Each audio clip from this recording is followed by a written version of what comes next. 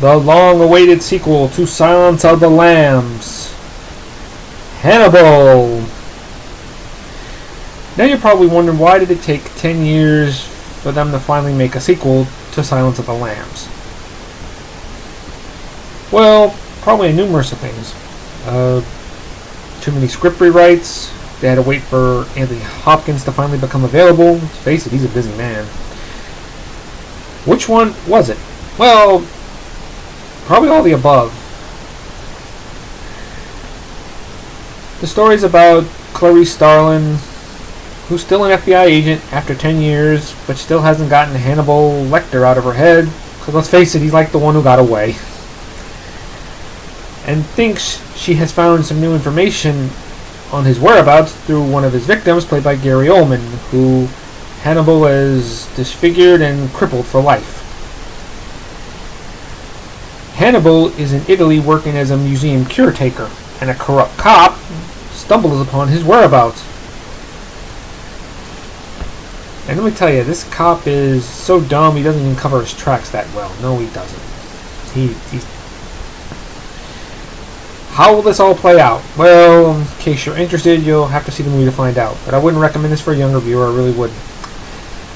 I went in this movie thinking it was going to be bad. First time I tried to watch it, I couldn't because it was so horribly paced. I watched it now and I realized it was still horribly paced, although it does pick up in some spots. It doesn't have the same amount of intensity that Silence of the Lambs did. Now, Anthony Hopkins as Hannibal Lecter, he was great. Ooh, it's almost like he's never left.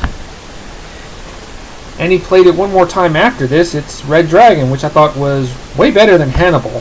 It was. Julianne Moore as Clarice Starling. I thought she was going to be bad. But she was okay. I mean, not that I think Julianne Moore is a terrible actress. I don't. I just don't think... I think Jodie Foster made this role.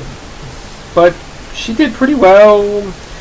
She doesn't come across trying to do a bad imitation of Foster. No, she tries to play the part in many respects of the way Foster played it. Now you're probably wondering, why isn't Foster in this movie? Well, she couldn't agree on a script. When the writers tried to write a script for her that would appeal to her, she soon became unavailable. So they got Julianne Moore. Now you know there was a prequel that followed, Hannibal Rising, which I make no plans to see, and then there was a TV show called Hannibal, which is basically a prequel to Red Dragon, which I haven't watched yet. My brother said it was good. And Ray Liotta was in this movie, and he was just useless. He was just only there just for an unsettling moment with his character at the end. And I don't think Moore had the same amount of chemistry that Hopkins had with Foster. So other than that, I gotta give Hannibal a 7 out of 10.